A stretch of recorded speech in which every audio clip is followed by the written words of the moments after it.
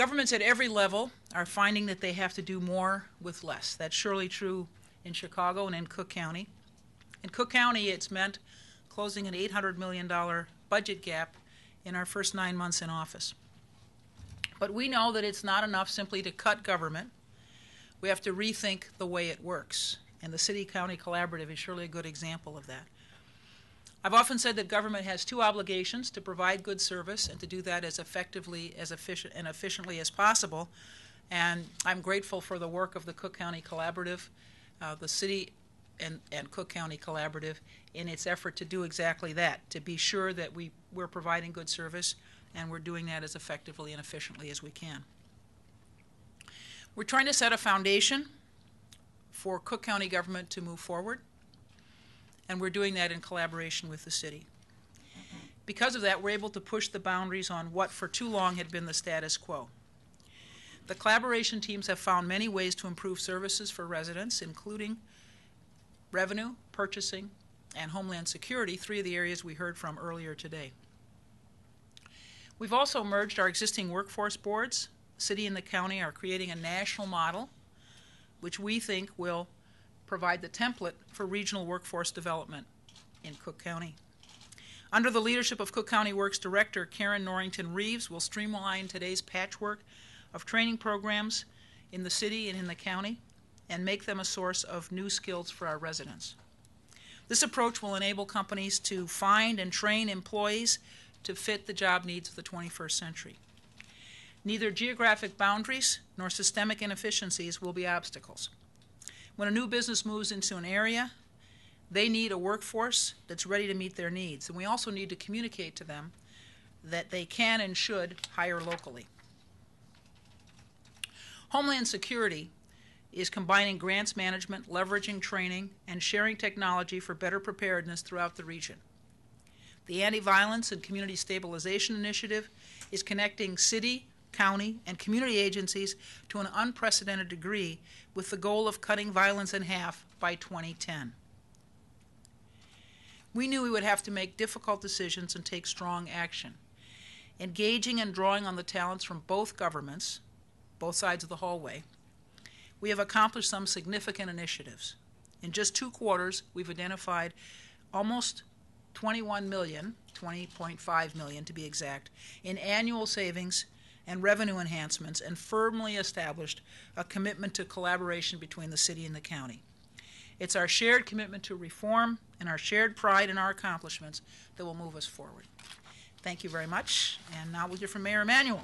Thank you. Good morning. Good morning. First of all, I want to say thank you not only to the people that are standing here with us, who have been, actually been leading this effort, but also all our staffs that we met with upstairs, and also their hard work in making this happen. And the President and I, when we, A, during my transition, announced this, B, then got a report, identified somewhere between $60 to $140 million in savings. Now, the city and county share a building.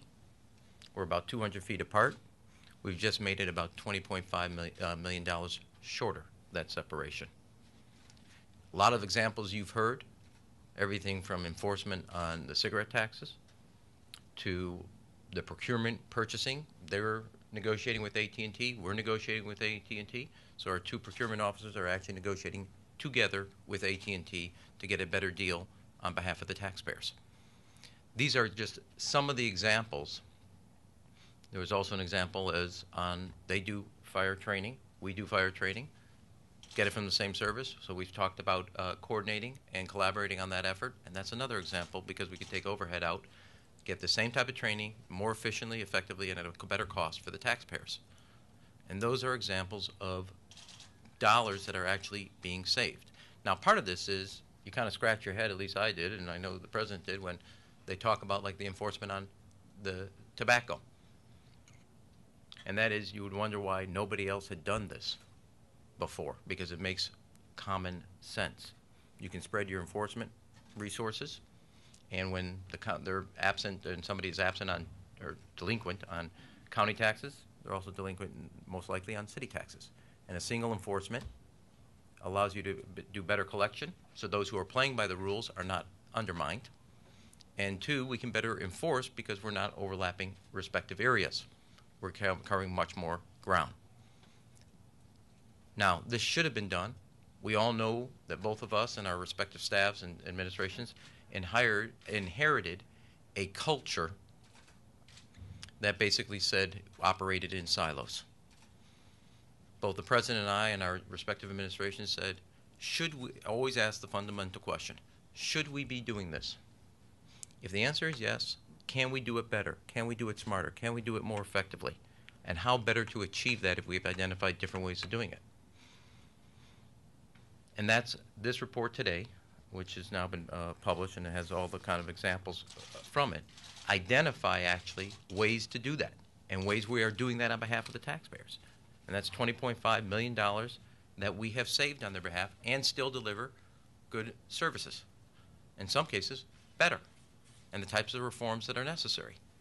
Now, one of the things that both of us said to the board, who's continuing to meet, as well as to our staffs, it is easy to go and migrate back to your respective silos and not cooperate, not collaborate, not coordinate. The goal is not to spike the ball on the 30-yard line and say we got 20 million. We have much more work to get done, much more culture to break down from the old way, the status quo, doing it, that's the way we used to do it, and start to ask some more fundamental questions. Because on the other, I think we all agree, while this is $20 million of savings for the taxpayers, for their hard-earned money, the next set of $20 million is going to be harder. And we have to be all the smarter, all the more effective, all the more disciplined in achieving these savings that go to our bottom line and save the taxpayers the money they did. So work well done, job not done yet. We have more to go.